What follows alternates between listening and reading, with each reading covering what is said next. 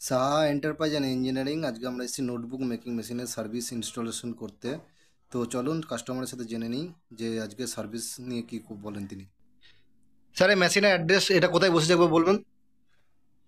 শিলিগুড়ি আদর্শ পল্লী। হ্যাঁ, তো মেশিনে আজকে সার্ভিস করলাম, সার্ভিস সব ঠিক পেয়েছেন? একদম ঠিক।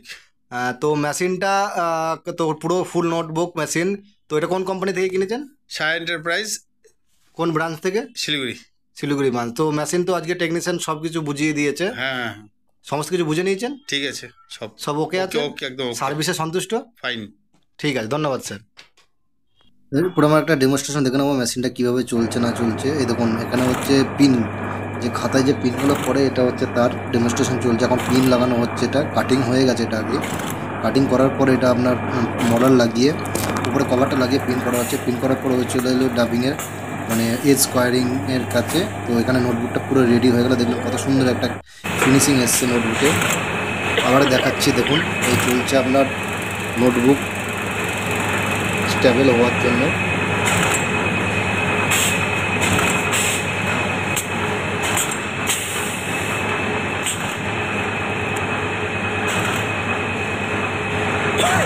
দেখুন কত সুন্দর স্টেবল হচ্ছে, কত সুন্দর স্টেবল। এরপর চলে যাচ্ছে স্কোয়ারিং হয়ে পুরো নোটবুকটা প্রিপেয়ার হয়ে যাবে, একদম বেরিয়ে চলে আসবে একদম।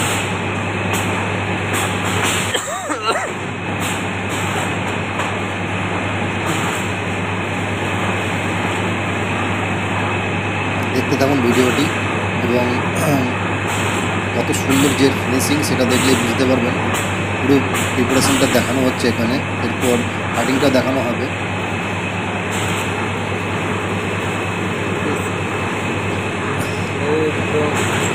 এই দেখুন কত সুন্দর ফিনিশিং, পুরো এজ একদম দেখেছেন। এই যে ভি ভি শেপ নোটবুকে যখন তৈরি হয় তখন এই ভি শেপটা হচ্ছে স্ট্যান্ডার্ড কোয়ালিটি। ভি শেপটা থাকলে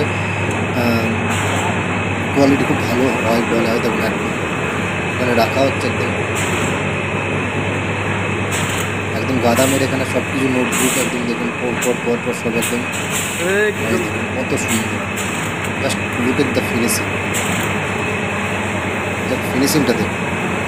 তো এরপর আমরা কাটিংয়ে চলে আসবো। এটা সুন্দরভাবে কাটিং করে নেওয়া হবে। প্রথমে মেশিনটাকে চালু করে অন করে সামনে পেছনকার যে আপনার সাপোর্টটা আছে সেটা সাইজ মতন এগিয়ে নিয়ে আসতে হবে। তারপরে এটা সাইজ মতো নিয়ে এসে একদম পারফেক্টভাবে দেখো আমি দেখাচ্ছি যে দেখো কিভাবে করতে হবে।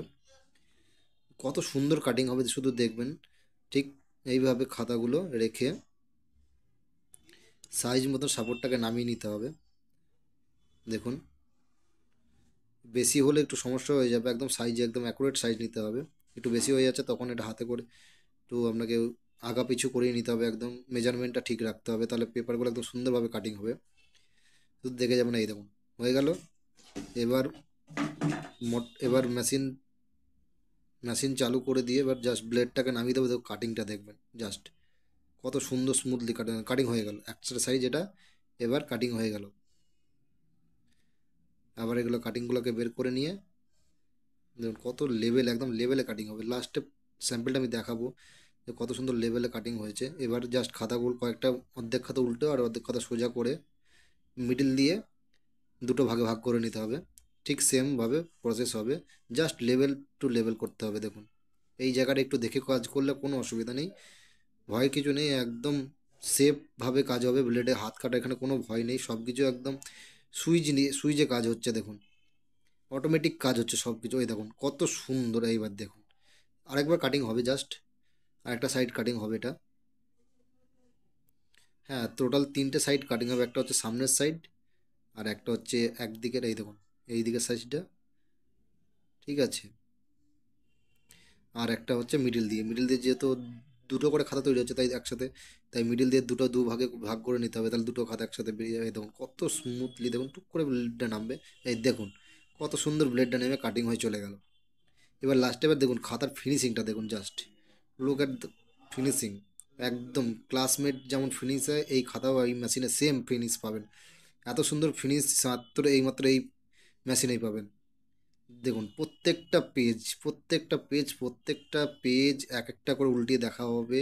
প্রত্যেকটা পেজ দেখুন, প্রত্যেকটা সাইড দেখুন শেপটা, জাস্ট ভি শেপটা দেখবেন কারণ খাতা যখন তৈরি হয় তখন মেন হচ্ছে ভি শেপ। এই দেখুন ভি শেপ, এই দেখুন কত স্লিম এবং কত। তাও এই মেশিন কিনতে হলে আপনাকে যোগাযোগ করতে হবে সাহা এন্টারপ্রাইজ ইঞ্জিনিয়ারিং, নদিয়া, শিলিগুড়ি, আসাম, হাওড়া, 4 জায়গা